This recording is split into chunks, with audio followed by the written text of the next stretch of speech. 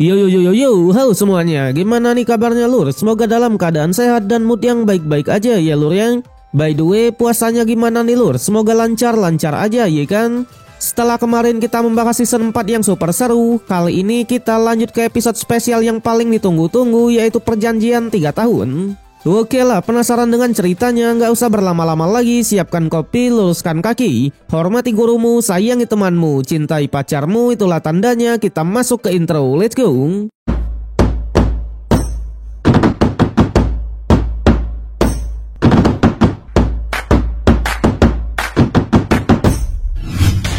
Di awal episode, setelah perjalanan panjang yang penuh dengan bahaya, akhirnya momen paling epik yang telah lama ditunggu pun tiba, pertarungan perjanjian 3 tahun antara Xiaoyan dan Nalan Yanran. Di sana disaksikan oleh semua petinggi dari kerajaan Jiema, bermodalkan gelar master tempur, Xiaoyan menepati janjinya dan menginjakkan kaki di sekte Yunlan untuk menantang Nalan Yanran. Diceritakan karena saat ini ketua sekte Yunlan masih ada urusan, pertandingan ini akan dipimpin oleh seorang tetua yang bernama Yunling.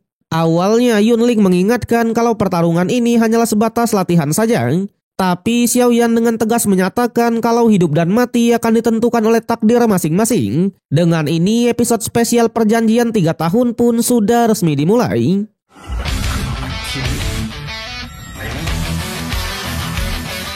Di sana, Master Jia yang menyaksikan pertarungan ini hanya bisa berkomentar kalau Xiaoyan tidaklah seperti rumor yang beredar. Dia bukanlah seorang sampah. Sementara itu, pemimpin Fama malah merasa kalau Xiaoyan memberinya perasaan yang familiar. Dan akhirnya, karena ini memang keinginan Xiaoyan sendiri untuk bertarung habis-habisan, tetua Yunling pun tak keberatan sama sekali. Di sana saat adu mulut masih berlangsung, Xiaoyan yang sudah tak sabar lagi langsung memulai pertarungannya. Dengan ini perjuangan 3 tahun yang panjang akhirnya akan ditentukan dalam pertandingan. Di sana sebagai ketua muda sekte Yunlan, Nalan Yanran langsung mengambil alih tempo pertempuran dengan teknik pedang anginnya. Namun sebagai penantang di wilayah musuh, Xiaoyan sama sekali tak gentar dan tetap mencoba mengimbanginya. Diceritakan Nalan Yanran hanya membutuhkan waktu 1 tahun untuk menguasai teknik hitamnya hingga mencapai 5 bentuk pedang. Sebuah pencapaian yang luar biasa yang membuat para murid sekte pun yakin kalau kemenangan pasti ada di tangan dari ketua muda. Sayangnya Xiaoyan datang ke sini bukan tanpa persiapan sama sekali. Kali ini justru ialah yang merebut tempo pertempurannya. Namun pertarungan sebenarnya baru saja dimulai. Nalan Yanran akhirnya serius dan mulai menunjukkan teknik khusus dari sekte Yunlan. Meski begitu, para petinggi masih sangatlah kagum dengan Xiaoyan. Bagaimana tidak, perjalanan 3 tahunnya dari seorang yang dianggap sampah hingga menjadi petarung sekuat ini pasti penuh dengan rintangan dan bahaya. Sementara itu, di arena Xiaoyan kembali membuat sebuah kejutan. Teknik gertakan yang ia gunakan kali ini sama persis dengan teknik yang pernah digunakan oleh Master Misterius dalam acara ulang tahun Patriarch Mo Cheng. Sontak tetua Geye pun tidak percaya bagaimana mungkin Master Misterius yang mereka kenal adalah seorang kaisar tempur. Sedangkan di arenanya, Nalan Yanran yang kini telah mengaktifkan armor dokinya akhirnya mengakui kalau Xiaoyan yang sekarang bukanlah orang yang sama seperti 3 tahun yang lalu. Di sisi lain, ketua Yunzi yang awalnya ingin menyaksikan pertarungan, tiba-tiba ia merasakan aura mencurigakan di dalam sekte Yunlan. Alhasil, alih-alih menonton pertarungannya, ia pun lebih memilih untuk menyelidiki aura tersebut. Sementara itu, di pertarungan, Raja Pilguhe dan muridnya akhirnya tiba di lokasi. Kebetulan pertarungan juga sedang panas-panasnya, di mana saat menyadari kalau Yanran sudah mencapai ranah master tempur tingkat kedua, Xiaoyan pun juga tak mau kalah dan langsung mengeluarkan armor doki miliknya. Para tetua sekte Yunlan yang melihat hal ini langsung dibuat panik. Mereka pun akhirnya sadar kalau Xiaoyan juga bukanlah orang biasa. Namun meskipun begitu, Nalan Yanran tetap tak gentar dan terus menggempur Xiaoyan dengan serangan bertubi-tubi. Yang pada akhirnya pertarungan pun menjadi semakin sengit. Apalagi selama 3 tahun ini, Yanran tak pernah melupakan pernyataan cerai yang dibuat oleh Xiaoyan. Tentunya ia pun juga menegaskan kalau ia memiliki hak untuk menentukan hidupnya sendiri. Jelas jika ingin menjadi pasangannya, Xiaoyan tak pantas sama sekali. Waduh. Gu He yang mendengar pernyataan itu juga hanya berkomentar, pantas atau tidaknya Yanran menjadi ketua sekte Yunlan juga akan ditentukan melalui pertandingan ini. Sementara itu, Yanran masih terus menggempur Xiaoyan dengan banyak serangan. Bahkan kali ini ia pun menegaskan kalau ia ingin membuktikan kepada semua orang kalau keputusannya 3 tahun yang lalu tidaklah salah sama sekali. Namun melihat Yanran yang mulai bertarung membabi buta, Xiaoyan pun hanya tersenyum kecil dan berkata kalau ia sudah tak menyimpan dendam sama sekali. Tetapi pertarungan tetaplah pertarungan. Kali ini Xiaoyan lah yang mulai tarung serius dan menggempur nalan Yanran habis-habisan tanpa belas kasihan. Merasa dirinya mulai tersudut, nalan Yanran akhirnya mengeluarkan mode terkuatnya dengan melepaskan ikat rambutnya. Melihat hal ini, para penonton pun langsung heboh dan beranggapan kalau pertarungan akan segera berakhir. Yang ternyata Yanran berniat mengeluarkan teknik terkuatnya untuk menyelesaikan pertarungannya. Tapi jelas Xiaoyan yang melihatnya juga tak mau kalah. Di sana ia pun juga mulai serius dengan mengeluarkan api ungu serta api surgawi miliknya. Alhasil semua pun kembali dibuat kaget karena faktanya orang yang selama ini dicap sebagai sampah ternyata adalah Yan Xiao yang mereka kenal sebelumnya. Bahkan kakek Nalanji juga hanya bisa terdiam mengetahui fakta tersebut. Sedangkan Xiaoyan sendiri ia langsung menggabungkan kedua apinya dan bersiap mengeluarkan teknik terkuatnya yaitu Amara Teratai Dewa. Sontak nalan Yanran yang baru mengetahui kalau Yan Xiao adalah Xiaoyan akhirnya memahami kenapa selama ini Yan Xiao selalu bersikap dingin padanya. Kenangan masa lalu itu sempat membuatnya goyang. Namun sebagai ketua muda sekte Yunlan, nalan Yanran tetap harus tarung serius. Dengan penuh tekad ia akhirnya melancarkan serangan terkuat. Sayangnya di saat yang sama Amara Teratai Dewa milik Xiaoyan juga telah selesai dipersiapkan. Bentrokan besar pun tak bisa dihindari lagi.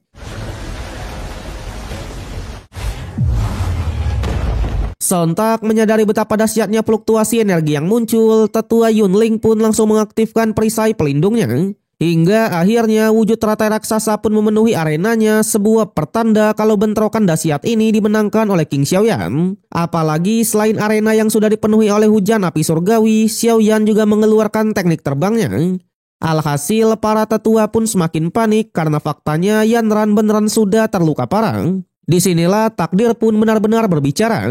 Orang yang dulu ia hina, ia rendahkan dan ia anggap sampah sekarang masih berdiri tegak sebagai pemenang mutlak. Namun meskipun sudah dikalahkan, nalan Yanran tetap teguh pada pendiriannya. Jika waktu bisa diulang, ia tetap akan membatalkan pernikahannya. Sontak mendengar itu, Xiaoyan hanya tersenyum tipis dan mengatakan apa yang dilakukan Yanran 3 tahun yang lalu memang tidaklah salah sama sekali. Namun caranya lah yang salah besar. Tapi dibalik benar atau salahnya, mulai sekarang semuanya sudah berakhir dan mereka sudah tak memiliki hubungan apapun. Tetua Yunling yang melihat situasi ini segera memohon kepada Xiaoyan agar mau berbelas kasih dan tak terlalu mempermalukan Yanran di depan semua orang. Sayangnya Xiaoyan membalasnya dengan cara yang sama seperti yang dilakukan Yanran 3 tahun yang lalu, yaitu dipermalukan di depan semua orang. Di sana sembari mengingat semua penghinaan dan penderitaan yang sudah ia alami, Xiaoyan pun menyelesaikan pertarungan ini dengan cara yang sedikit brutal. Dengan ini perjanjian 3 tahun pun resmi dimenangkan oleh Xiaoyan. Di sana di tengah keheningan akhirnya Yanran pun mengakui kalau cara yang ia gunakan untuk membatalkan pernikahan dulu memanglah salah. Dengan tulus, ia pun meminta Xiaoyan untuk menyampaikan permintaan maafnya kepada seluruh keluarga Xiao, terutama kepada ayahnya. Selain itu, Yanran juga menyatakan kalau ia tak bisa memenuhi janjinya untuk menjadi budak. Demi menjaga kehormatan sekte Yunlan, hal itu tak akan mungkin terjadi. Namun untuk menebus kesalahannya, Yanran malah berniat untuk mengakhiri hidupnya sendiri. Beruntungnya, Xiaoyan berhasil mencegahnya tepat waktu. Ia menegaskan kalau ia tak pernah berniat menjadikan Yanran sebagai budak. Dengan hasil pertarungan ini, perjanjian 3 tahun sudah resmi berakhir. Jadi apa yang terjadi hari ini anggap saja sebagai konsekuensinya atas tindakannya di masa lalu. Kemudian di hadapan dari semua orang, Xiaoyan membakar surat pernyataan cerai, sebuah simbol kalau mulai sekarang, ia dan nalan Yanran sudah benar-benar terlepas dari segala ikatan di masa lalu. Setelah itu, Xiaoyan pun bersiap untuk meninggalkan sekte Yunlan. Namun masalah ternyata belum berakhir sampai di sini. Tetua Yunling tiba-tiba menahan Xiaoyan dan berniat menginterogasinya lebih lanjut. Ternyata ini bukan lagi soal Nalan Yanran, melainkan kasus kematian dari Patriarch Mo Cheng. Di sana Tetua Geye pun yakin kalau orang yang telah membunuh Patriarch Mo Cheng pasti adalah Xiaoyan. Awalnya Xiaoyan dengan tegas menyangkal tuduhan itu. Namun sayangnya Tetua Geye memiliki bukti yang sangatlah kuat. Ia menyaksikan sendiri bagaimana saat Patriarch Mo Cheng mati kemarin, di mana di langit muncul sebuah teratai indah, teknik yang sangat mirip dengan serangan Xiaoyan barusan. Karena hal itulah ia yakin kalau Xiaoyan adalah pembunuh Mo Cheng. Yanran yang mendengarnya awalnya mencoba membela Xiaoyan dan beralasan kalau ia tak bisa memastikannya. Namun Tetua Geye tetap pada keyakinannya, apalagi kaisar tempur misterius yang membunuh Mo Cheng pada saat itu juga menggunakan api putih, persis seperti yang Xiaoyan gunakan pada saat turnamen alkemis kemarin. Sontak Hai Bodong yang melihatnya hanya bisa menghela nafas karena nyatanya mereka tetap meninggalkan sedikit celah.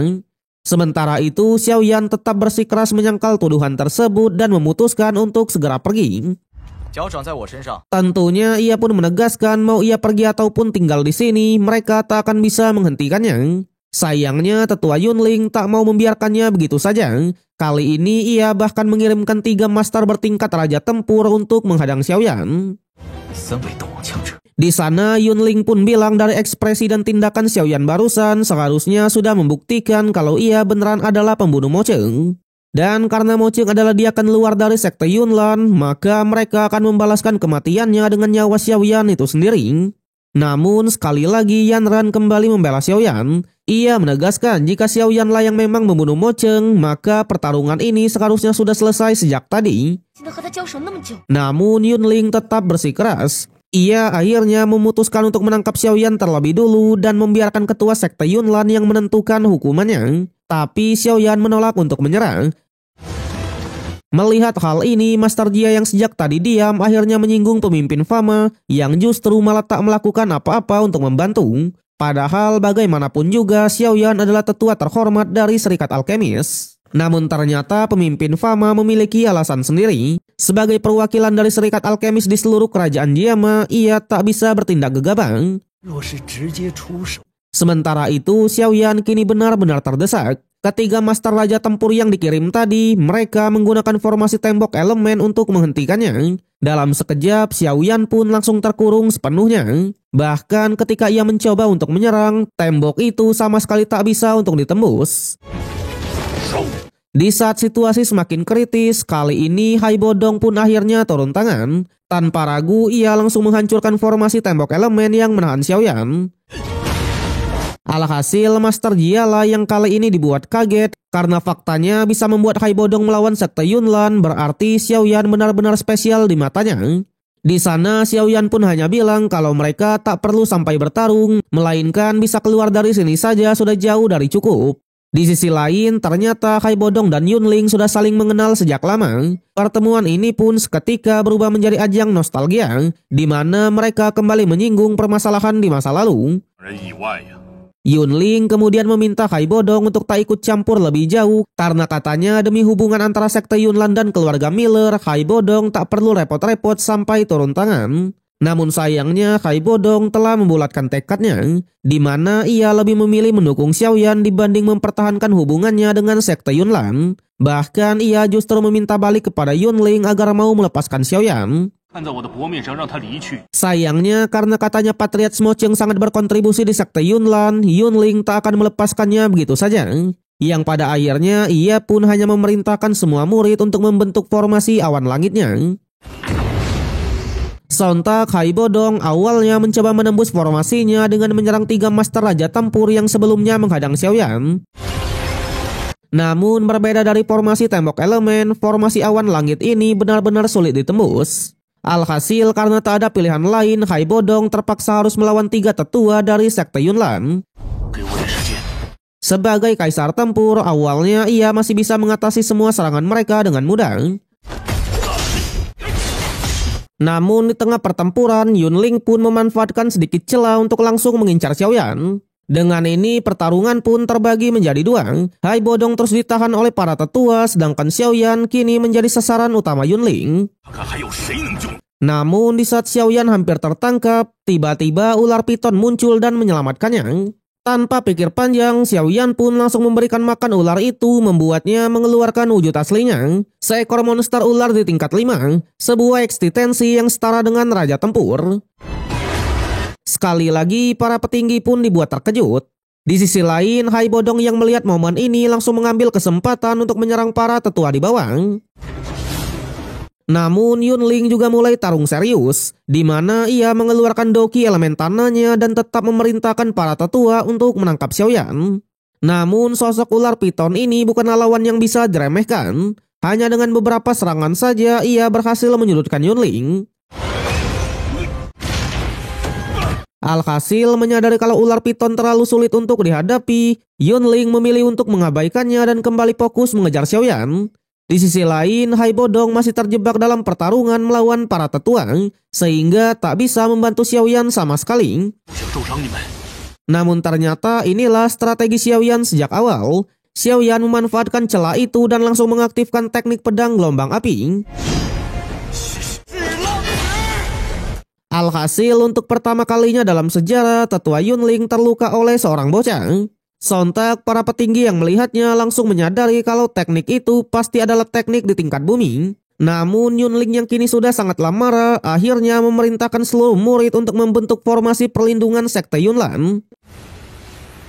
Jelas kali ini giliran Hai Bodong lah yang dibuat panik. Menurutnya di dalam formasi ini mereka seperti bertarung melawan seluruh murid sekte Yunlan secara bersamaan.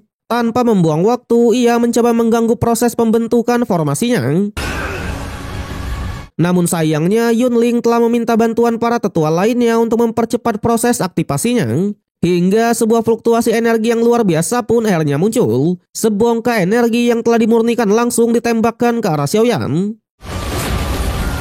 Namun untuk kedua kalinya ular piton pun bergerak dan menahan seluruh serangan itu.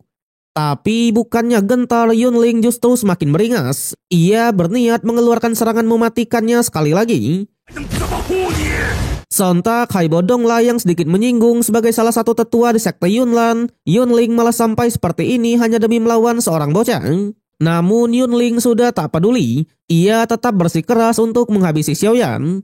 Di sisi lain, Master Jia yang sejak tadi diam akhirnya menyadari sesuatu yang lebih besar. Karena katanya tindakan Yunling ini sudah bukan lagi demi membalaskan kematian Mo Cheng, melainkan demi keegoisannya sendiri yang takut dengan perkembangan dari Xiaoyan. Namun di saat Yunling hendak melancarkan serangan terakhir, tiba-tiba sosok misterius muncul dan membantu Xiaoyan. Dengan mudahnya ia menghancurkan formasi perlindungan sekte Yunlan. Di sana ia pun bilang kalau reputasi yang dibangun oleh Yun Potian selama ini ternyata sudah dirusak oleh tetua Yunling. Bagaimana tidak, demi melawan seorang bocah yang bahkan di bawah usia 20 tahun, ia bertindak sekejam ini. Yang ternyata sosok misterius itu adalah Yingling, bawahan dari Xiao Sun Er. Tanpa rasa takut sedikit pun, Yingling berdiri tegak dan menegaskan kalau ia tak gentar menghadapi sekte Yunlan. Menyadari kalau Yingling bukanlah berasal dari kerajaan Jiama, para petinggi pun menyadari sesuatu yang mengejutkan kalau ia adalah seorang master dari benua energi tempur. Sontak wajah tetua Yunling pun langsung mengeras. Ia menegaskan kalau ini adalah urusan internal sekte Yunlan. Jadi selama Yunling tidak ikut campur, maka ia akan dijadikan sebagai tamu terhormat. Namun sayangnya tujuan Yingling berada di sini bukan untuk negosiasi. Ia pun menegaskan tujuannya di sini atas perintah seseorang dengan satu misi utama, yaitu membawa Xiaoyan keluar dengan selamat. Mendengar hal itu, Xiaoyan langsung teringat sesuatu kalau Yingling adalah seseorang yang pernah menyerangnya dulu. Sedangkan Yingling sendiri, ia pun bilang meskipun sekte Yunlan sangatlah hebat di kerajaan Jiama, tapi di benua energi tempur mereka hanyalah kekuatan di tingkat 2. Tak hanya itu, ia pun juga menyindir semenjak peninggalan dari Yun Potian, sekte Yunlan menjadi sejelek ini. Perkataan itu membuat tetua Yunling pun semakin kesal dan mengatakan tak peduli siapa Yingling, ia tak akan membiarkannya untuk membawa Xiaoyan. Apalagi dengan sekte Yunlan yang sudah dipermalukan seperti ini, jika ia membiarkan mereka lolos, takutnya sekte Yunlan tak akan dihargai lagi. Alhasil tanpa ragu, Yunling pun sekali lagi mencoba mengaktifkan formasi pelindung sekte. Sayangnya di hadapan dari Yingling yang merupakan seorang kaisar tempur tingkat 7, tetua Yunling bukanlah lawan yang sepadan. Layaknya seorang asasin, Yinling yang memiliki doki elemen kegelapan bergerak dengan kecepatan yang luar biasa. Sat-set dalam hitungan detik, Yunling pun langsung berada dalam posisi terpojok. Tanpa belas kasihan, Yinling menyiksanya habis-habisan. Namun di luar dugaan dengan sisa-sisa kekuatannya, Yunling masih mampu untuk bertahan. Di sana ia pun bilang setelah bertahun-tahun baru pertama inilah sekte Yunlan dipermalukan seperti ini. Dan oleh sebab itulah menyadari kalau ia bukanlah tandingan Yingling, tetua Yunling pun mengambil langkah terakhir. Dengan sisa tenaganya ia pun meniup seruling khusus untuk memanggil ketua agung sekte Yunlan. Di tempat lain, Yunzi yang tengah menyelidiki aura yang mencurigakan tiba-tiba dikejutkan oleh suara seruling itu karena ternyata ketua agung ini adalah gurunya sendiri. Di sana ekspresi Hai Bodong pun juga berubah drastis. Bagaimana tidak, ketua agung sekte Yunlan ternyata adalah Yunsan, mantan pemimpin sekte Yunlan yang seharusnya sudah lama mati. Ternyata ia tidak mati, sebaliknya ia berhasil menerobos ke ranah Dozong atau master di sekte tempur. Namun meskipun begitu, Hai Bodong tetap berjanji kalau ia pasti akan membantu Xiaoyan keluar dengan selamat. Sementara itu, Yunsan langsung menuntut penjelasan dari tetua Yunling, karena faktanya jika bukan dalam keadaan terdesak, tak ada satu orang pun yang boleh memanggilnya. Alhasil ia pun menjelaskan kalau ketua Yunzi masih belum kembali, dan masalah ini berawal dari seorang pemuda yang bernama Xiaoyan, di mana ia membunuh Patriarch Smocheng. Awalnya mereka tak ada niat jahat sama sekali dan ingin menginterogasinya, bahkan jika salah ia pasti akan meminta maaf. Tapi dengan mengendalikan kekuatan di belakangnya, Xiaoyan bahkan sampai ingin menghancurkan sekte Yunlan. Tentunya jika ia tak memanggil ketua Yunsan, takutnya sektenya pasti akan beneran hancur. Mendengar penjelasan itu, Yunsan pun terdiam sejenak. Meski ia tak sepenuhnya percaya dengan Yunling, namun melihat kondisi sektenya yang sudah porak-poranda, ia pun akhirnya berkata kalau ia hanya akan memberikan Xiaoyan satu kesempatan terakhir, di mana selama Xiaoyan bisa lolos dari kejarannya, maka masalah pasti akan ia lupakan. Alhasil baik Hai Bodong ataupun Yingling, mereka pun langsung menyuruh Xiaoyan untuk segera pergi, sedangkan mereka berdua akan mencoba menahan ketua tersebut. Yang pada akhirnya karena hanya inilah pilihan satu-satunya, Xiaoyan pun mencoba untuk melarikan diri. Namun layaknya seseorang yang sudah mencapai ranah sekte tempur, Yunsan benar-benar terlalu kuat. Tak butuh waktu lama, ia dengan mudah menyingkirkan dua kaisar tempur yang mencoba menahannya. Bahkan Xiaoyan yang mencoba kabur dengan ular pitonnya langsung dijatuhkan dari udara. Di sana ular piton awalnya mencoba untuk menyerah dan terus mencoba melindungi Xiaoyan. Namun hal itu sia-sia dan malah pitonlah yang harus terkena banyak serangan telak. Yang pada akhirnya saat Xiaoyan hampir ditangkap oleh ketua Yunsan, tiba-tiba sosok lain pun muncul yang tak lain dan tak bukan adalah sang Ratu Medusa. Dalam sekejap ular piton yang sudah kelelahan berubah wujud menjadi Medusa yang sesungguhnya. Sontak semua yang melihatnya lagi-lagi dibuat kaget. Bagaimana tidak, Medusa juga adalah seorang master yang sudah mencapai ranah sekte tempur. Di sana dengan aura dingin dan penuh keagungan, Ratu Medusa berdiri di hadapan Yunsan. Jelas Yunsan yang melihatnya juga dibuat kaget, karena memang dengan sifat asli dari Ratu Medusa hampir mustahil baginya untuk membantu manusia. Tapi di sana Medusa hanya bilang kalau ia tak ada niat untuk membantu sama sekali. Namun karena Yunsanlah yang menghajar ular piton, jadi ia bisa keluar dari tubuh tersebut. Tentunya karena sudah seperti ini, jadi tujuannya pun juga sama, yaitu membawa Xiaoyan keluar. Tetua Yunling yang masih enggan menerima kekalahan, ia pun mencoba memprovokasi Yunsan agar tidak membiarkan Xiaoyan pergi begitu saja. Namun Medusa langsung membungkamnya. Melihat situasi yang semakin tidak menguntungkan, Yunsan pun akhirnya mengambil keputusan, di mana ia pun berharap kalau ini adalah terakhir kalinya Xiaoyan membuat masalah. Jika terjadi lagi mau Medusa melindunginya, ia tak akan melepaskannya. Alhasil Xiaoyanlah yang berterima kasih dan mengatakan kalau ia juga tak berniat untuk kembali ke sini lagi. Dengan ini pertarungan pun berakhir dan Xiaoyan berhasil keluar dengan selamat. Sementara itu para petinggi lainnya pun juga ikutan bergegas pergi meninggalkan sekte Yunlan yang kini diliputi keheningan dan rasa malu. Tapi di sana tetua Yunling tetap tak rela melihat Xiaoyan yang pergi begitu saja. Namun Yun San menyadari kenyataan pahitnya karena katanya di hadapan Ratu Medusa ia tak akan bisa menang. Jadi daripada membuang-buang tenaga dan memperbanyak korban saja, lebih baik mereka akhiri saja sampai di sini. Tapi lagi-lagi Yunling malah menyarankan hal yang licik dan mengatakan karena Xiaoyan tak mau tunduk pada sekte Yunlan, maka mereka bisa menekan ayahnya saja yaitu Patriarch Xiao. Yang tanpa diduga setelah menyadari kalau Xiaoyan adalah anak dari Patriarch Xiao, Yun San yang awalnya sudah ingin membiarkan Xiaoyan pergi, kali ini ia pun langsung berubah pikiran dan langsung menyusun rencana licik yang baru. Kemudian di saat yang sama Yunzi pun akhirnya kembali. Sementara itu di sebuah hutan setelah memastikan Xiaoyan sudah selamat, Hai Bodong pun bersiap kembali ke keluarga Miller. Tentunya ia pun hanya berpesan jika pil ungu spiritual sudah dibuat nanti, antarkan saja kepada keluarga Miller. Tak lupa ia juga mengatakan jika Xiaoyan butuh bantuan jangan sungkan-sungkan untuk memanggilnya. Sama halnya dengan Yinling yang kini sudah bersiap untuk pergi setelah misinya selesai. Di sana sebelum meninggalkan Xiaoyan, ia pun memuji keberanian bocah itu. Tapi di sana ia pun hanya mengingatkan kalau Xiaoyan harus segera menjadi kuat. Jika tidak, ia tak akan bisa memilih orang yang ia sukai, ya kan? Waduh. Kemudian tak lupa Xiaoyan juga berterima kasih kepada Ratu Medusa. Namun Medusa hanya tertarik pada satu hal yaitu pil penggabung roh. Yang ternyata ia telah menelan roh ular piton. Dengan begitu ular piton tak akan bisa mengganggunya selama 3 hari ke depan. Yang pada akhirnya mereka pun juga membuat kesepakatan di mana dalam waktu 3 tahun Xiaoyan pasti akan membuatkannya pil penggabung roh. Dengan syarat dalam waktu tersebut Medusa harus membantunya ketika ia dalam kondisi terdesak. Namun jelas karena waktunya terlalu lama, Medusa pun hanya memberinya waktu 1 tahun saja. Jika dalam waktu 1 tahun Xiaoyan gagal dalam membuat pilnya, maka nyawa Xiaoyan akan jatuh ke tangannya, ya lur ya. Waduh. Setelah itu Xiaoyan pun memutuskan untuk kembali ke kota Wutan terlebih dulu. Namun dalam perjalanan Medusa mengajaknya mencari bahan-bahan obat yang dibutuhkan untuk pil penggabung roh. Sebelum pergi Xiaoyan sendiri hanya bisa mengatakan kepada langit kalau ia sangat merindukan Sun Er.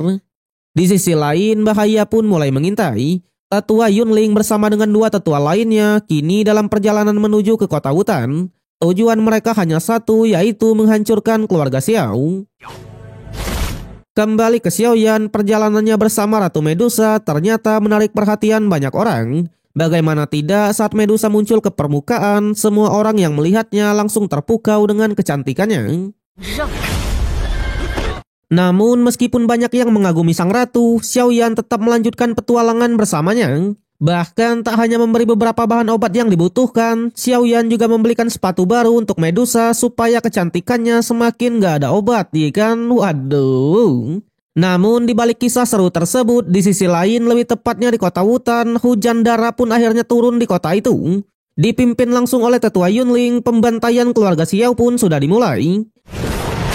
Di sana dengan menyembunyikan identitasnya, Yunling benar-benar menghabisi para anggota keluarga Xiao satu persatu. Patriarch Xiao yang melihat kehancuran di depan matanya, ia pun hanya bisa mengambil keputusan terakhirnya. Di mana demi menyelamatkan keturunan dari keluarga Xiao, ia segera memerintahkan para tetua untuk membawa semua anggota keluarga pergi. Sementara itu, ia sendiri akan tetap tinggal di sini dan mencoba menghadapi musuh yang datang. Yang sudah jelas karena perbedaan kekuatan yang begitu besar membuat Patriarch Xiao pun benar-benar tidak berdaya. Yunling benar-benar menyiksanya habis-habisan. Di sana sambil melayangkan pukulan demi pukulan, Yunling dengan sengaja menyebut nama Xiaoyan dan menyalahkannya atas semua tragedi ini. Namun alih-alih marah atau putus asa, Patriarch Xiao justru tersenyum tipis dan mengatakan kalau anaknya memang merupakan seorang jenius. Sementara itu, para anggota keluarga Xiao yang lain tak terima dan berusaha maju untuk membantu. Sayangnya, Patriarch Xiao lah yang melarangnya. Apalagi Yunling memberinya satu kesempatan terakhir, di mana selama Patriarch Xiao bisa bertahan dalam waktu setengah jam, maka ia akan melepaskan semua anggota keluarganya. Alhasil dengan tekad yang tak tergoyahkan, Patriarch Xiao menerima tantangan itu dan memerintahkan para tetua untuk melindungi keluarganya yang tersisa. Namun pertarungan ini bukanlah duel biasa. Patriarch Xiao kembali menerima siksaan tanpa henti. Kali ini serangannya lebih brutal dari sebelumnya. Tapi di sana meskipun sudah disiksa habis-habisan, Patriot Xiao tetap memaksakan diri untuk bertahan demi melindungi sisa anggota dari keluarganya. Namun saat melihat keteguhan hati dari Patriot Xiao, Yunling justru berubah pikiran dan memutuskan untuk membantai seluruh keluarga Xiao. Sontak menyadari kalau dirinya adalah target utamanya, Patriot Xiao langsung mengambil satu keputusan terakhir yaitu kabur. Dengan sisa kekuatannya, ia pun melompat ke dalam jurang. Kini nasibnya tidak diketahui, namun setidaknya keluarga Xiao belum benar-benar musnah. Beberapa anggota yang tersisa masih bisa diselamatkan. Sementara itu, kabar kehancuran dari keluarga Xiao dengan cepat tersebar. Di sana, Xiaoyan yang sedang menikmati waktu santainya tanpa sengaja mendengar berita mengerikan itu. Alhasil, tanpa pikir panjang, ia pun langsung bersiap untuk kembali ke kota hutan. Awalnya Medusa lah yang melarangnya dan masih mengajaknya untuk mencari bahan obat yang dibutuhkan. Sayangnya kali ini Xiaoyan lah yang melawan dan menegaskan kalau keluarganya sedang dalam bahaya. Jadi jika Medusa menahannya, maka ia juga tak akan segan-segan sama sekali.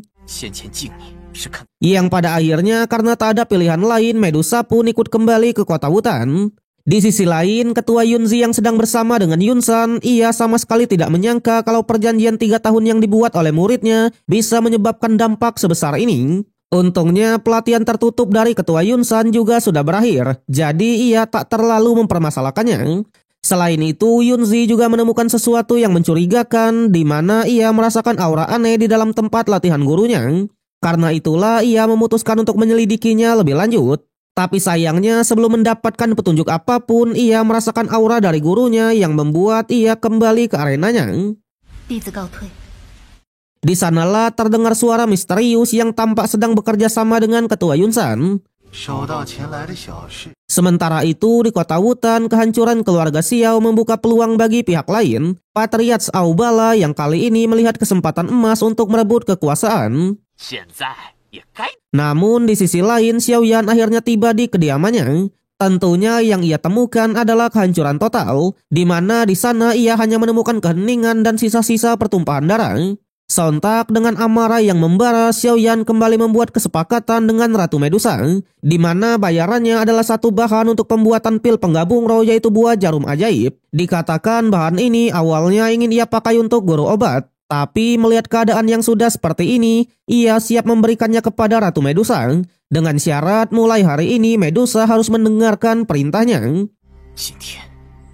Sementara itu di dalam kediaman yang sudah hancur, keadaan menjadi semakin kacau. Patriot Auba tidak datang sendirian. Ia ditemani oleh gurunya Liu Xi yang sejak lama menyimpan dendam pribadi kepada keluarga Xiao. Namun di saat situasi semakin genting, Xiaoyan pun akhirnya muncul. Tapi di sana alih-alih ketakutan melihat keluarga Xiao yang sudah seperti ini, guru Liu Xi tak mau menyia-nyiakannya dan tetap mencoba membunuh Xiaoyan. Namun sebelum serangannya mengenai Xiaoyan, Medusa turun tangan. Dalam sekejap ia menghancurkan guru Liu Xi tanpa ampun.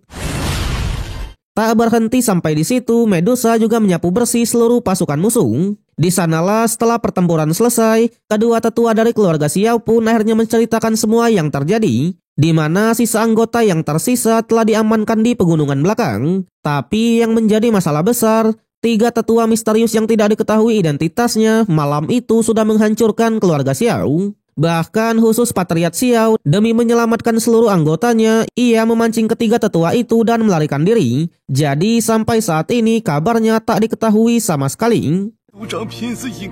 Namun mereka masih ada secerca harapan. Salah satu tetua menyerahkan sebuah giok peninggalan leluhur kepada Xiaoyan.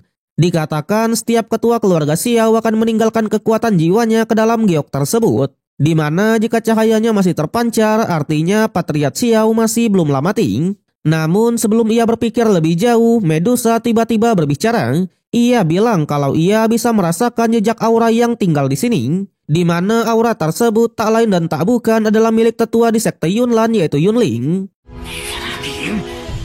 Di sana di sekte Yunlan, ketika tetua Yunling hendak melaporkan masalahnya kepada ketua Yunsan, ia tiba-tiba dihadang oleh Yunzi. Alhasil Yunling pun beralasan kalau mereka sedang menyelesaikan urusan pribadinya. Sementara itu di sisi lain, setelah mengetahui kalau Yunling telah menghancurkan keluarga Xiao serta membawa ayahnya pergi, Xiaoyan benar-benar tak akan melepaskannya. Tetua pertama dan semua murid pun siap berdiri di belakangnya. Namun berbeda dengan tetua kedua, ia malah tampak pasrah. Bukan karena takut, melainkan ia menyadari akan situasinya karena memang musuh mereka adalah sekte Yunlan. Awalnya Xiaoyan mengira kalau tetua kedua ingin menyerah begitu saja. Tapi tetua kedua lebih berpikir realistis, di mana meskipun hubungannya dengan Patriarch Xiao terkadang tidak begitu baik, namun ialah yang mengetahui dengan jelas kerja keras dari ayahnya itu. Apalagi ayahnya melindungi keluarga Xiao supaya garis keturunannya tidak berhenti sampai di sini. Namun Xiaoyan tetap teguh pada pendiriannya dan pasti akan menyelamatkan ayah tercinta. Yang pada akhirnya Xiaoyan pun mengambil alih posisi sebagai patriarch keluarga Xiao dan memberikan mereka sebuah perintah. Mengingat tujuan akhirnya adalah pergi ke sekte Yunlan, membiarkan keluarga Xiao tetap di kota Wutan hanya akan membahayakan mereka saja.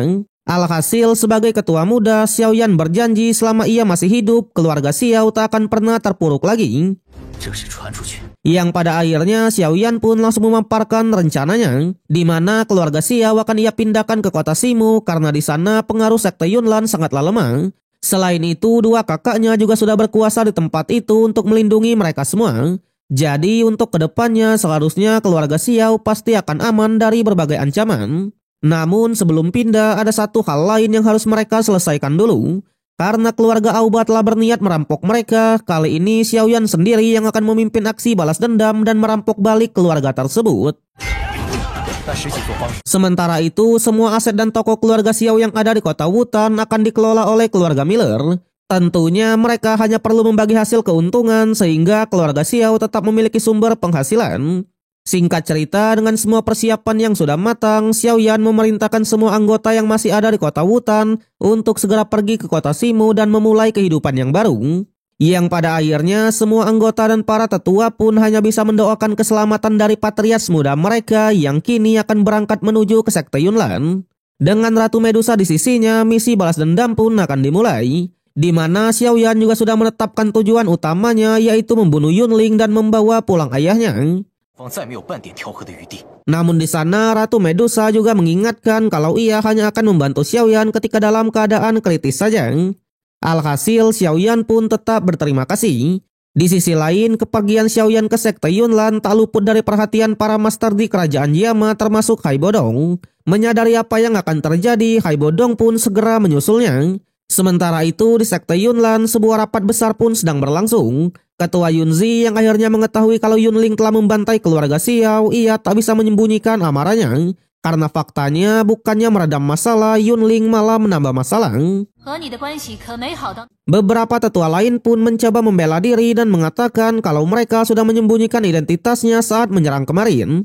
Tapi sayang, Yunzi pun bilang kalau Xiaoyan tidaklah sebodoh itu. Secara logika, Xiaoyan pasti akan mencurigai sekte Yunlan. Dan benar saja, belum kering lidah, di depan Xiaoyan pun kembali mengamuk lagi dan menyuruh Yunling untuk segera keluar. Tanpa basa-basi, Xiaoyan juga menuntut Yunling untuk menyerahkan ayahnya itu. Jika tidak, meskipun Yunsan ada di sini, ia tetap akan membunuhnya. Awalnya Yunling yang memang dendam kepada Xiaoyan, ia tak gentar sama sekali. Namun sebelum pertarungan dimulai, Ketua Yunzi turun tangan dan mencoba menangani masalah ini. Di sanalah Yunzi pun kaget bukan main karena faktanya Yaoyan yang ia kenal selama ini ternyata adalah Xiaoyan.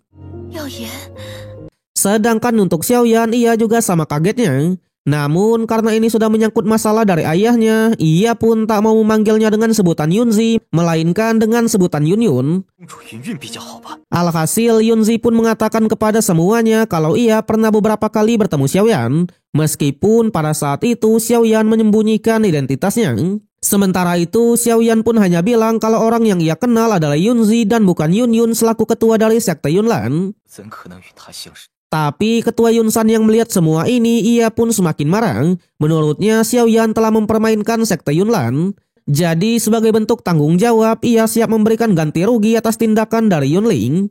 Namun sayang, dengan tawa tipisnya, Xiaoyan pun akhirnya membentak Yunsan dan mengatakan kalau Yunling sudah hampir memusnahkan keluarga Xiao. Bahkan ayahnya sudah disiksa habis-habisan dan nasibnya tak diketahui sama sekali. Jadi jika berbicara tentang ganti rugi, kemusnahan dari sekte Yunlanlah adalah bayaran yang sepadan.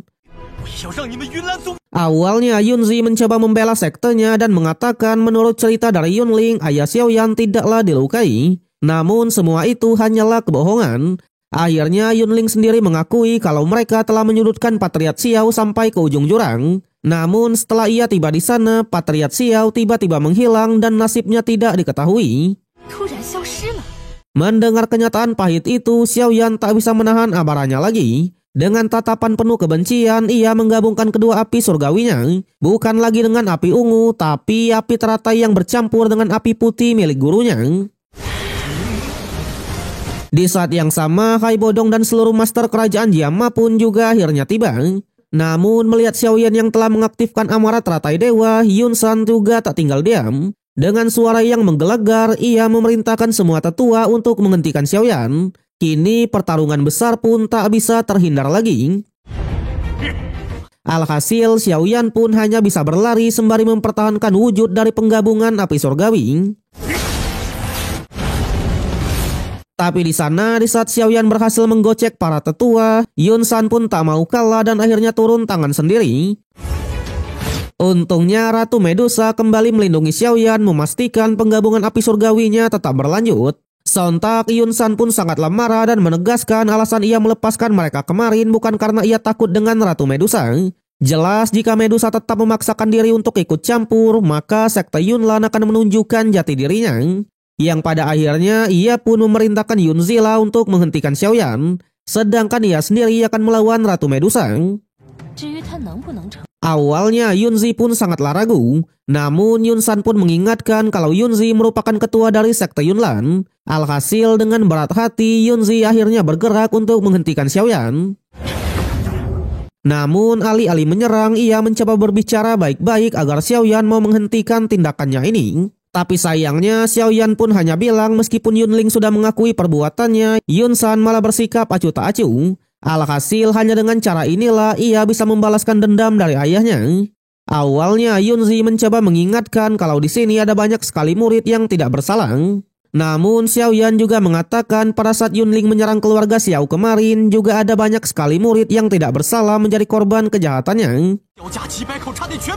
Yang pada akhirnya karena amarah teratai dewa memang terlalu mengerikan, sebagai ketua sekte, Yunzi tak akan membiarkan Xiaoyan menghancurkan sekte mereka begitu saja. Jadi ia pun terus mengejar Xiaoyan.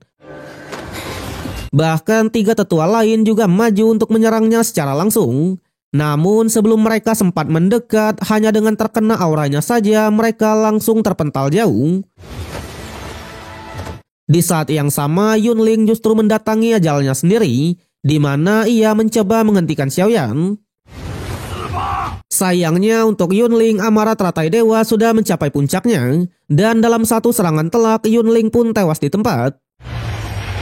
Namun tak hanya itu, setengah dari sekte Yunlan juga hancur berkeping-keping. Sontak pemimpin Fama dan Master Jia juga dibuat terkejut. Mereka benar-benar tidak menyangka kalau King Xiaoyan memiliki kekuatan sehebat ini. Bahkan mereka pun sangat memuji Hai Bodong karena tak salah memilih teman. Namun meskipun begitu, Hai Bodong pun menyadari dengan Xiaoyan menghancurkan sekte Yunlan seperti ini, masalah akan menjadi semakin besar. Dan benar saja melihat kehancuran dari sektenya, Yun San benar-benar marah karena faktanya selama bertahun-tahun ini hanya Xiaoyan lah yang bisa menghancurkan sektenya sampai sejauh ini. Di sana dengan tatapan penuh kebencian, ia langsung memerintahkan para tetua untuk memeriksa kondisi Yunling.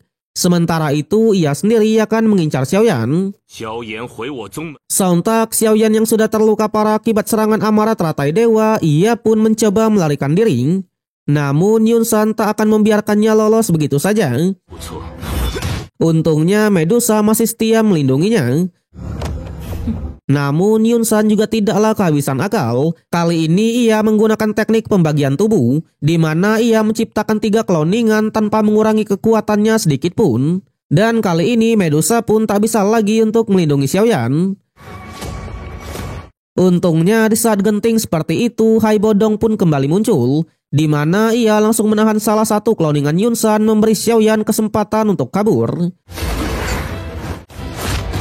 Namun melihat banyaknya orang yang berusaha melindungi Xiaoyan, Yun San malah semakin geram.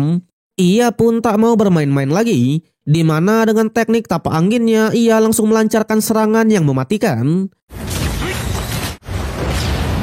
Dan kali ini Hai Bodong benar-benar tak bisa menahannya dan hanya bisa berharap agar Xiaoyan bisa keluar dengan selamat.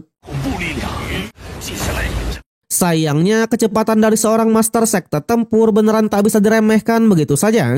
Terbukti dengan waktu yang singkat, Xiaoyan pun langsung terkena serangan telak. Namun tepat saat Xiaoyan sudah pasrah menerima takdirnya, keajaiban pun terjadi. Di mana setelah satu season tertidur pulas, guru obat pun akhirnya is back, ya kan? Dalam sekejap, ia langsung menyalurkan seluruh api putihnya ke tubuh Xiaoyan yang membuat Xiaoyan masih bisa lolos dari serangan itu. Sontak semua yang melihatnya lagi-lagi sangatlah kaget termasuk Medusa itu sendiri karena katanya Xiaoyan menyembunyikannya sangatlah dalam. Di sana Xiaoyan yang sudah menyatu dengan gurunya suaranya pun seketika berubah. Tentunya ia pun mengatakan kalau sekte Yunlan tak akan memiliki kemampuan untuk menghentikannya. Meski begitu Yunsan yang melihatnya langsung mengetahui kalau ini bukanlah asli kekuatan Xiaoyan melainkan adalah kekuatan bantuan. Alhasil ia juga tak gentar sama sekali karena faktanya kekuatan seperti ini pasti ada batas waktunya. Yang pada akhirnya Yunsan pun menunjukkan salah satu tekniknya yang bahkan menggetarkan seluruh arena. Sama halnya dengan guru obat, ia pun hanya menegaskan jika ingin menindas muridnya maka tanyakan dulu pada dirinya.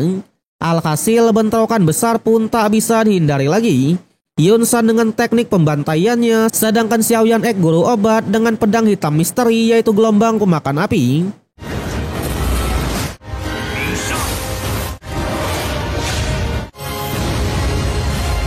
Sementara di bawah, guru dan murid ini sedang membicarakan Xiaoyan yang katanya memang ahli dalam menipu wanita. Meski begitu, Yanran tetap meminta maaf kepada gurunya atas kekalahannya. Yunzi yang melihat hal itu pun turut meminta maaf. Karena katanya jika saat itu ia tidak mengizinkan Yunran membatalkan pertunangannya, maka pertempuran ini mungkin tak akan pernah terjadi. Pada akhirnya satu-satunya yang bisa mereka lakukan hanyalah menunggu hasil dari pertarungan tersebut. Di sana demi menebus rasa bersalahnya, setelah semuanya selesai, Yanran berniat memasuki pintu akhirat untuk melanjutkan latihannya. Ternyata pintu akhirat itu adalah ujian terakhir sebelum seseorang diakui sebagai ketua sekte. Yunzi yang mendengarnya hanya mengatakan kalau ia akan membicarakan hal ini dengan Yunsan. Sementara itu, melihat bentrokan yang mengguncang seluruh tempat, pemimpin Fama hanya berkomentar dengan kekuatan Xiaoyan saat ini. Seharusnya ia sudah layak disebut sebagai master sekte tempur. Alhasil mereka pun beranggapan dengan bantuan dari Ratu Medusa, Xiaoyan seharusnya bisa keluar dari situasi ini dengan selamat. Pada akhirnya pemimpin Fama pun hanya bisa berharap agar tak ada korban jiwa di antara mereka berdua. Karena bagaimanapun juga kehilangan salah satu dari mereka merupakan kerugian bagi kerajaan. Kembali ke Xiaoyan, bentrokan sengitnya tadi malah berakhir imbang memaksa Yunsan akhirnya mengeluarkan pedang andalannya. Namun sayangnya di hadapan Xiaoyan Ek guru obat semua serangannya masih bisa diatasi. Meski begitu, layaknya duel antar sekte tempur, setiap serangan yang dilepaskan benar-benar sangatlah dahsyat hingga mampu merobek kehampaan langit. Yang pada akhirnya pertarungan pun terus berlanjut, di mana karena hubungan mereka tak akan bisa membaik, Yunsan juga tak akan melepaskan Xiaoyan yang berpotensi untuk mengancam masa depan. Akibatnya pertarungan pun semakin sengit, jual beli serangan yang tiada henti. Sontak semua yang melihatnya hanya bisa terdiam melihat pertarungan antar master yang sebenarnya. Terlebih lagi Yunsan lah yang mulai dibuat tersudut. Yang pada akhirnya Yunsan pun memerintahkan semua murid dan para tetua untuk membentuk formasi awan penutup atau formasi perlindungan sekte Yunlan. Menyadari kalau formasi ini bukanlah sesuatu yang bisa diremehkan, Xiaoyan memutuskan untuk melarikan diri. Apalagi guru obat pun berjanji jika mereka berhasil keluar dari tempat ini, suatu hari nanti mereka akan kembali ke sini lagi untuk menyelesaikan perhitungan yang sesungguhnya.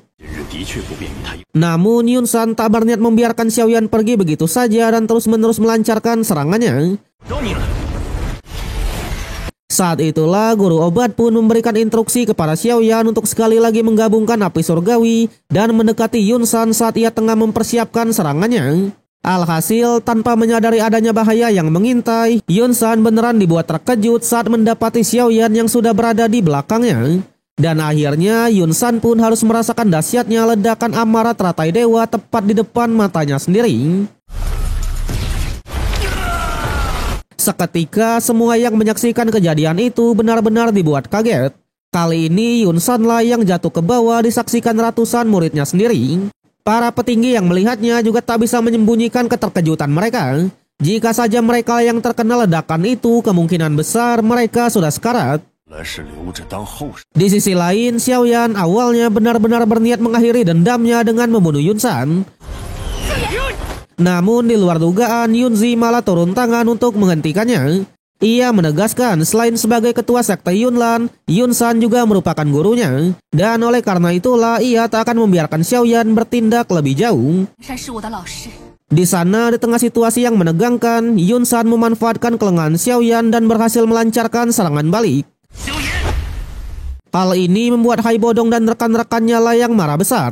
Bagaimana tidak, seorang ketua di gelar sekte tempur seharusnya bertarung secara terhormat, bukan menyerang dengan diam-diam. Namun Yun San sudah tak memperdulikan celaan tersebut. Ia bahkan memerintahkan Yunzi untuk mengambil kesempatan ini dan mengeksekusi Xiaoyan. Baginya lebih baik dicemooh karena menyerang secara licik daripada membiarkan sektenya musnah oleh seorang bocah seperti Xiaoyan.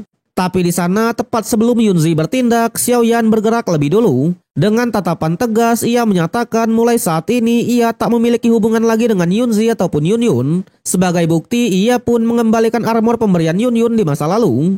Yang pada akhirnya sebelum pergi, Xiaoyan pun menegaskan kalau serangan yang ia terima hari ini akan ia balas 10 kali lipat di masa depan.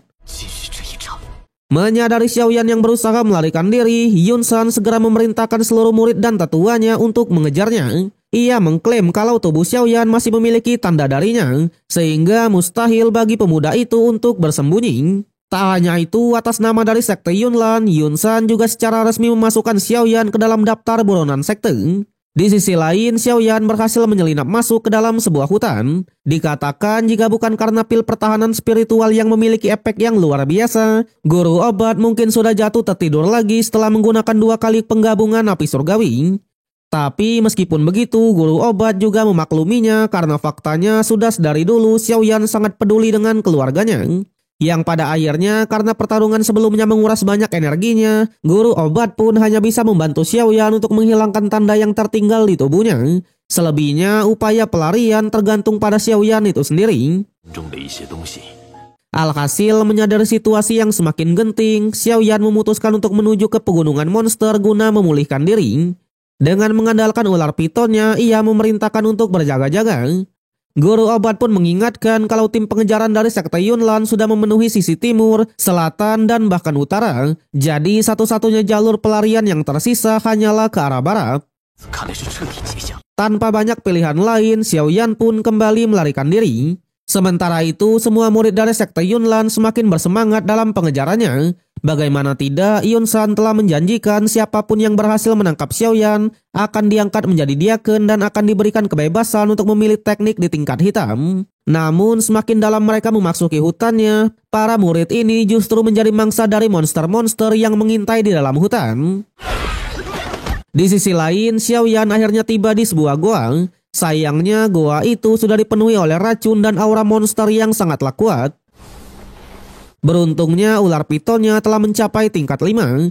Tanpa ragu lagi ular itu menerobos masuk ke dalam dan mengatasi semua monster di dalamnya.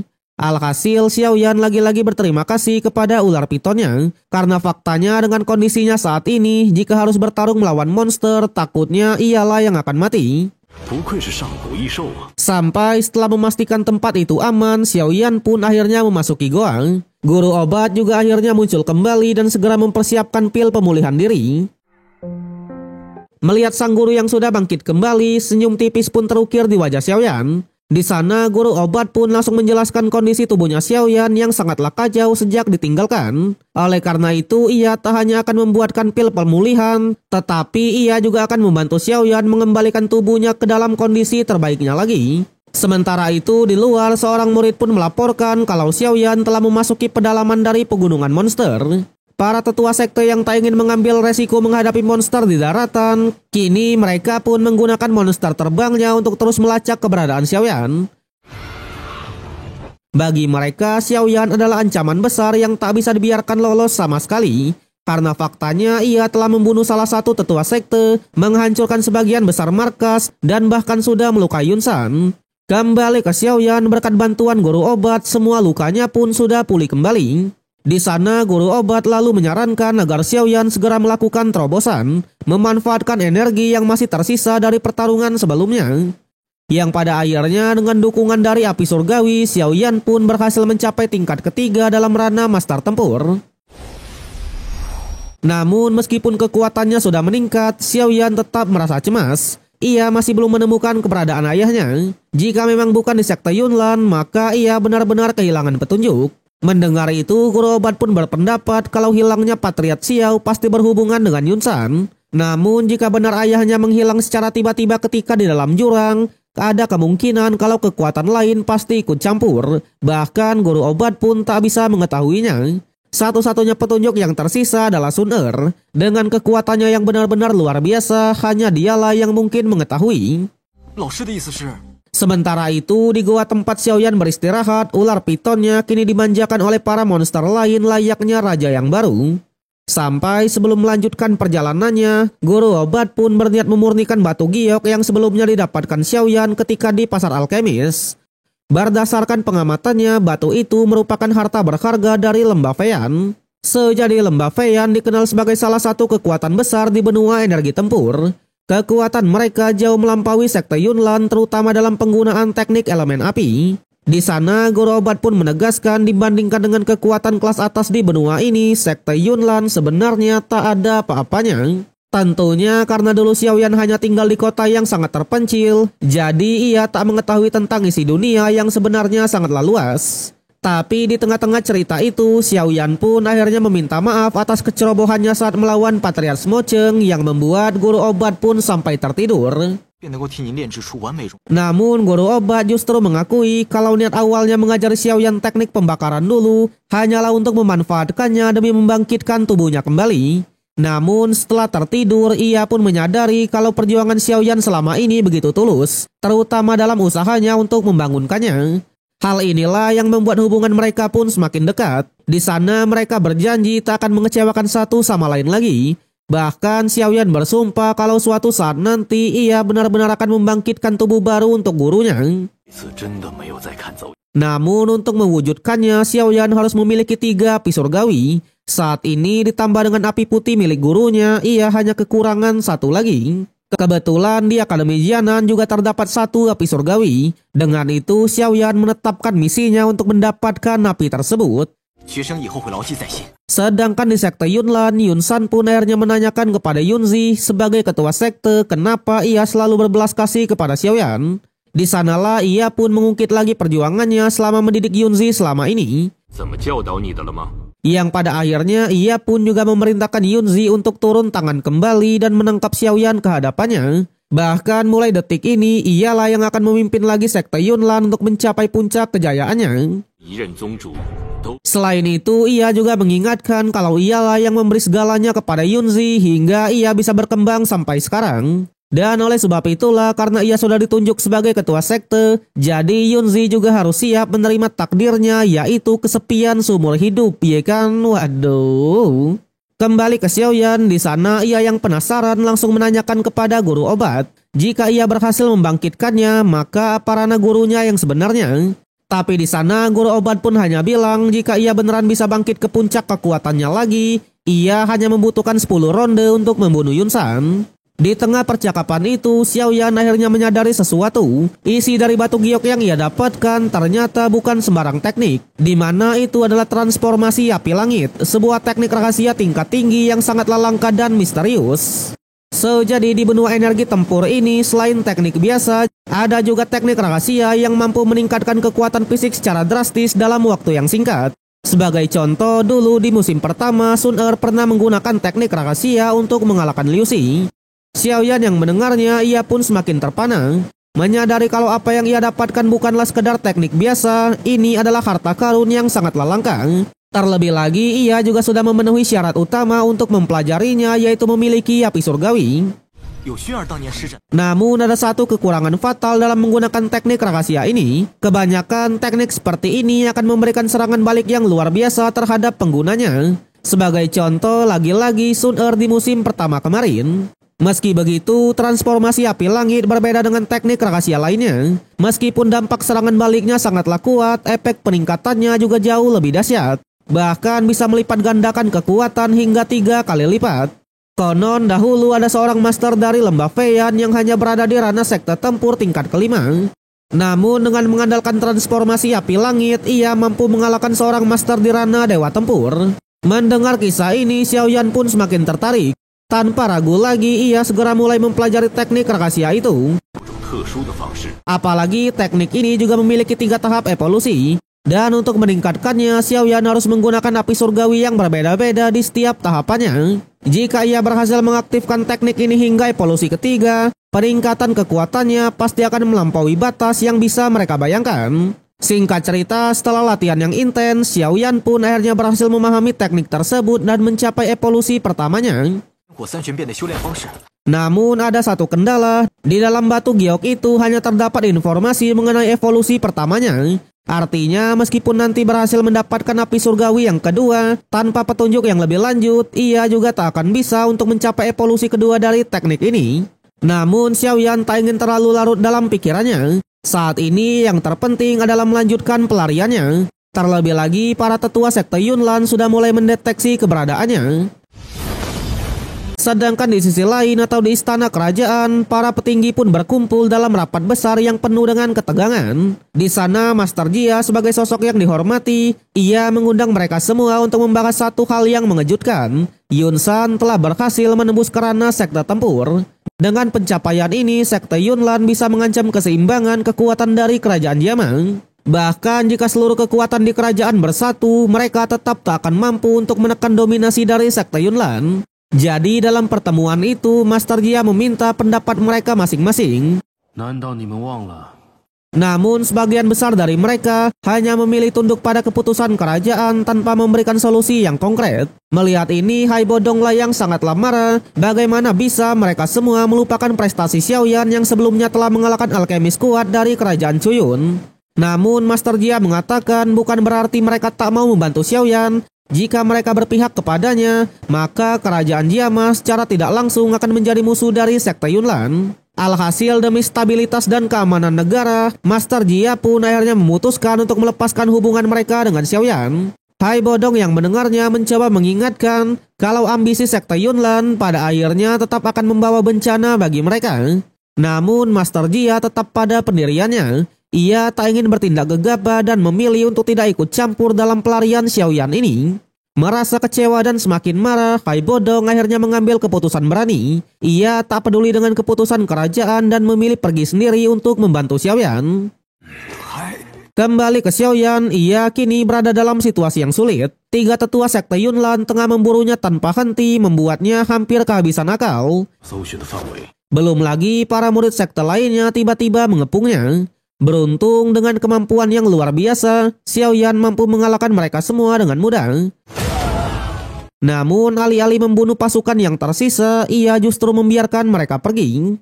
Ternyata keputusan ini merupakan bagian dari rencananya. Sesuai dugaan, para murid yang lolos langsung menembakkan sinyal tanda bahaya, membuat keberadaan Xiaoyan pun semakin terekspos. Namun inilah yang memang diinginkan oleh Xiaoyan. Karena hari sudah mulai gelap, ia berencana memanfaatkan situasi malam untuk mengelabuhi para tetua sekte. Sampai saat malam tiba, sesuatu yang tak terduga pun malah terjadi. Xiaoyan beneran sangatlah kaget karena memang tak ada satupun pasukan musuh yang bergerak mengejarnya.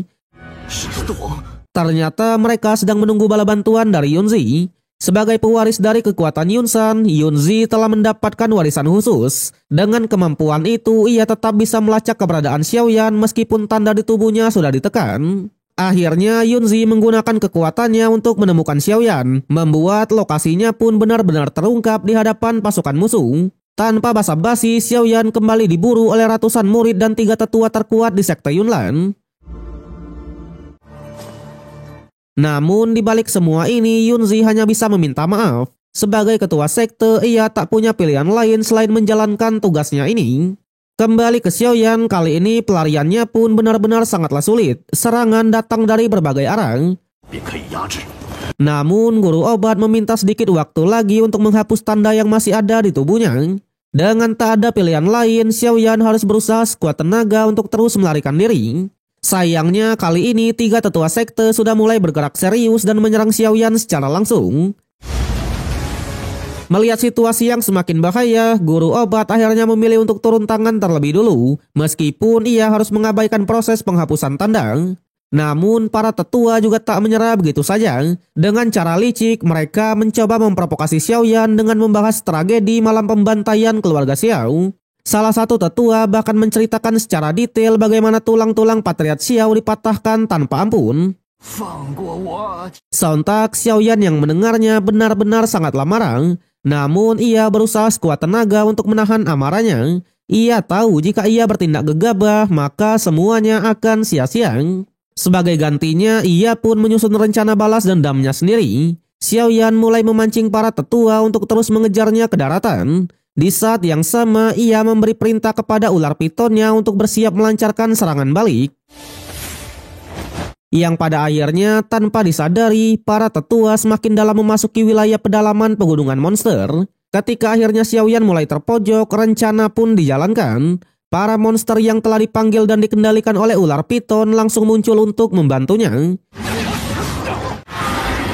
Tak hanya itu, di tengah kekacauan, Xiaoyan akhirnya mengaktifkan transformasi api langitnya. Alhasil dalam sekejap saja kobaran api pun menyelimuti tubuhnya, menggetarkan seluruh medan di pertempuran. Tentu saja Xiaoyan tak hanya mengandalkan transformasi api langit, ia langsung mengkombinasikannya dengan teknik tapaok-tapaok.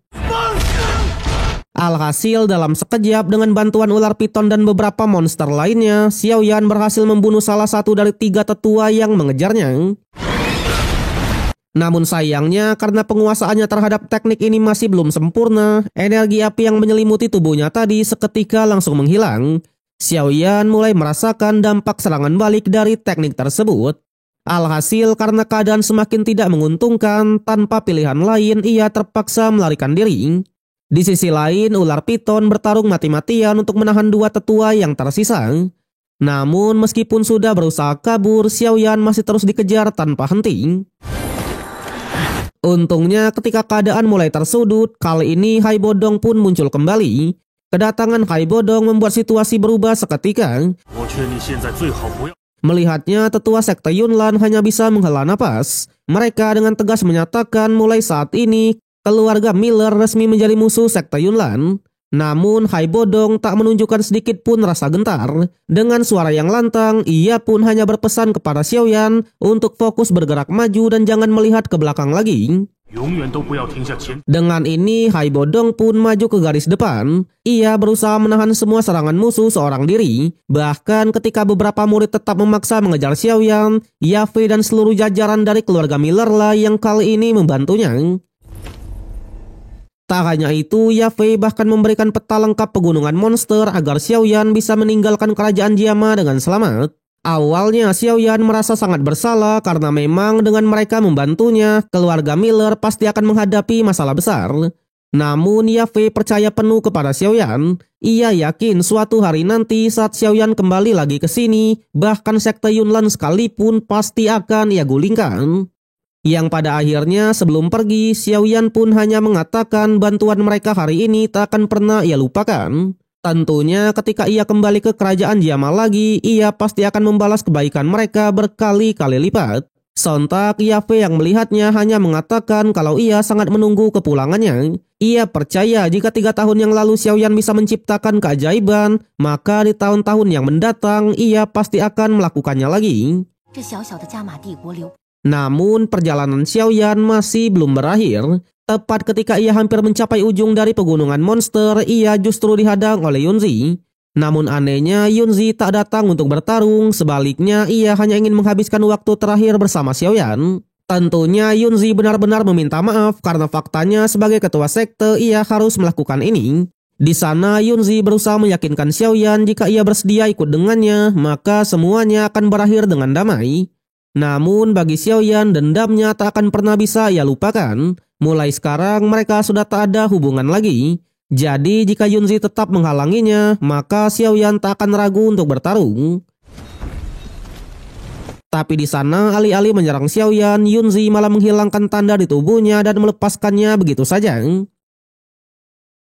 Namun ia juga memohon agar Xiaoyan jangan pernah kembali lagi ke kerajaan Diamang. Jika tidak, gurunya pasti tak akan melepaskannya. Mendengar kata-kata itu, Xiaoyan hanya bisa terdiam sejenak. Namun melihat ketulusan Yunzi, Xiaoyan pun langsung melangkah maju dan memeluknya erat. Di sana ia pun bilang kalau ia hanya tak suka kepada sekte Yunlan bukan kepada Yunzi. Bahkan semenjak tragedi di pegunungan monster dulu, perasaannya terhadap Yunzi juga semakin dalam. Yang pada akhirnya Yunzi pun juga meneteskan air matanya melihat takdir mereka yang tak akan bisa bersama ya lur ya. Waduh, cintaku terhalang oleh dendam dari sekteku, ini judulnya ya kan. Sebelum berpisah, Xiaoyan berjanji kalau suatu hari nanti ia pasti akan kembali. Sama halnya dengan Yunzi, ia pun juga mengatakan jika Xiaoyan beneran kembali lagi, maka ia juga tak akan segan-segan seperti sekarang. Bahkan mulai sekarang ia telah menerima takdirnya. Mulai saat ini ia akan menghapus nama Yunzi dan hanya akan dikenal sebagai Yunyun. Dengan ini mereka pun benar-benar berpisah. Dan di akhir dari episode spesial ini, kita pun diperlihatkan kalau Nalan Yanran akhirnya memasuki pintu akhirat. Sementara itu, Xiaoyan berhasil meninggalkan kerajaan Diama, membawa tekad serta ambisinya untuk ke masa depan. Dan inilah ending dari episode spesial BTTH Perjanjian 3 tahun. So, jadi bagaimana menurut kalian tentang episode spesial yang kali ini? Kalau menurut Mimin, episode ini benar-benar luar biasa. Dari grafik yang memanjakan mata, alur cerita yang penuh dengan emosi, hingga perkembangan kekuatan Xiaoyan yang semakin luar biasa. Meskipun endingnya terasa sedikit anti klimaks karena Xiaoyan belum bisa menghancurkan sekte Yunlan, tapi tetap saja secara keseluruhan episode ini sangatlah memuaskan. Bahkan Mimin akan memberi nilai 10/10 dengan judul sempurna, ya kan? Tapi menurut kalian gimana? Tulis aja pendapatnya di kolom komentar. Oke lah, terima kasih untuk semua yang sudah menonton. Sampai jumpa di season yang kelima.